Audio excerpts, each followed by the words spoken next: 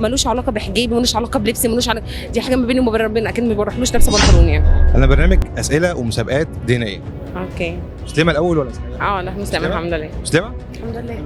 هو سؤال واحد، السؤال ده ب 500 جنيه. آية في القرآن الكريم اجتمعت فيها كل حروف اللغة العربية. عايزين نعرف اسم السورة.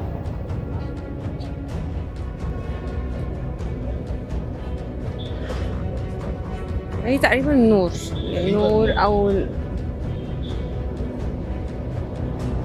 ما هي النور يا البقره، ما يا البقرة. الملك ولا الفتح ولا الكوثر؟ لا مش الملك، بس انا بقول لها عشان هي بتقراها كل يوم. انا قعدت افتكرها كلها دلوقتي. قلت سورة الفتح وسورة الايه؟ سورة الفتح ولا سورة الملك ولا سورة الكوثر؟ الكوثر. الكوثر؟ كده بوظت لي المعلومات. عايزك تفكري شوية، ركزي، مش الكوثر. سورة ايه؟ الفتح. فتح، برافو عليك.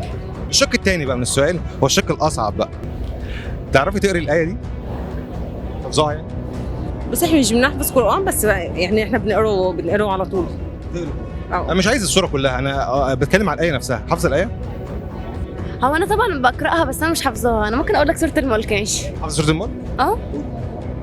تبارك الذي بيده الملك وهو على كل شيء قدير، الذي خلق الموت والحياة ليبلوكم أيكم أحسن عملا، هو العزيز الغفور الذي خلق 7 سماوات طباقا، ما ترى في خلق الرحمن من تفاوت، فارجع البصر ارتدى من فطور، ثم ارجع البصر كرتين ينقلب إليك البصر خاسئا وهو حسير. برافو عليك بجد، برافو عليك. هستناكم تجاوبوا لنا في الكومنتات وتقولوا لنا الآية الكريمة اللي اجتمعت فيها كل حروف اللغة العربية. ممكن الناس تتفرج على الفيديو وتقول لي انت موقف ناس بشعرها وكده. هرد اقول الحجاب حجاب في كل حاجه، مش حجاب طرحه بس وانا لما البس طرحه اكيد مش هلبس بنطلون، اكيد هيبقى حجابي في كل حاجه. فانا يوم ما بتحجب من كل حاجه، بس مش هلبس حجاب بس طرحه وامشي زي ما انا عايزه واعمل اللي انا عايزاه وكذا وكذا وكذا. انا بالنسبه لي الناس ما يعني تقول اللي عايزه تقوله ورايهم يحترموا كل حاجه، بس ما باخدش بيها.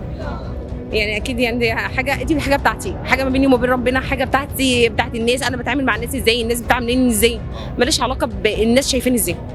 بس برضه رأي الناس ساعات بيبقى مهم، بسمع لهم، بس انا طبعا ما بيني وما بين ربنا محدش يعرف. بس دي حاجه ما بيني وما بين ربنا، اكيد طبعا ربنا ده عندي حاجه كبيره جدا في كل حاجه، بس ان انا يعني ارجع ورا عشان خاطر الناس، لا طبعا صعبه يعني. في ناس ممكن تقول لك هو انت بتصلي ولا لا؟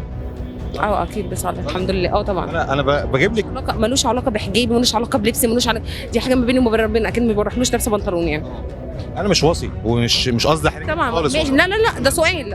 بس الاسئله دي ناس هتكتبها في الكومنتات. لا احنا بنصلي واحنا بنقرا القران وكل حاجه، ولينا وقتنا اللي احنا مثلا بنمشي فيه او بنضحك ونهزر وكل حاجه ملوش علاقه ما بيني وما بين ربنا. موافقين ان احنا ننزل الفيديو؟ اوكي. موافقه؟